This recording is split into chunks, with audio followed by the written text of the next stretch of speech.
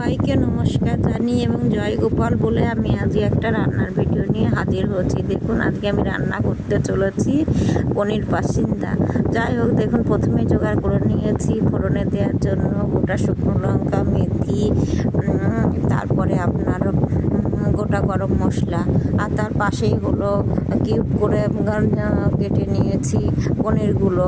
তারপর তার মধ্যে দেওয়ার জন্য ক্যাপসিকাম, টমেটো আর কাঁচা লঙ্কা চিড়ে রেখেছি। দিয়ে তারপরে দেখুন পাশেই হলো একটা মশলার আর কি কী দেবো এর মধ্যে সেইগুলো রেডি করে নিয়েছি। এর মধ্যে কাজু, কিশমিশ, সাদা তিল, তারপর এগুলো দিয়ে একটা ব্যাটার বানিয়ে নিয়েছি। আর পাশেই টক দই দিয়ে ফেটিয়ে রেখেছি। তারপরে দেখুন কম আছে আর কি পনিরগুলো ভেজেছি। সব পুরোটা এটা রান্না হবে সাদা তেলে। তারপরে যেই জিনিসগুলো রেখেছিলাম সেইগুলো ফোড়নে দিয়েছি। দিয়ে দেখুন এই টমেটো, ক্যাপসিকাম এইগুলোও দিয়ে দিয়েছি।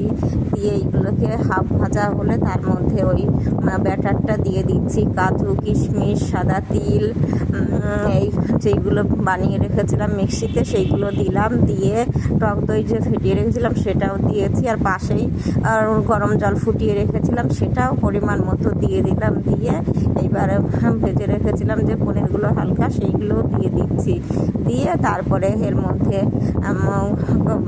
লবণ এবং চিনিও দিয়েছি ব্যালেন্স করার জন্য। আর কি গরম মশলা নামানোর আগে দিয়েছি এবং কসুরি মেথিও এর মধ্যে দেওয়া যায়, কিন্তু আমার কাছে ছিল না তখন, না সেই সময় আর কি দেওয়া হয়নি। যাই হোক, দেখুন ভালো লাগলে অবশ্যই লাইক, কমেন্ট এবং শেয়ার করবেন। তো নমস্কার, আজকে এই পর্যন্তই, সবাইকে টাটা।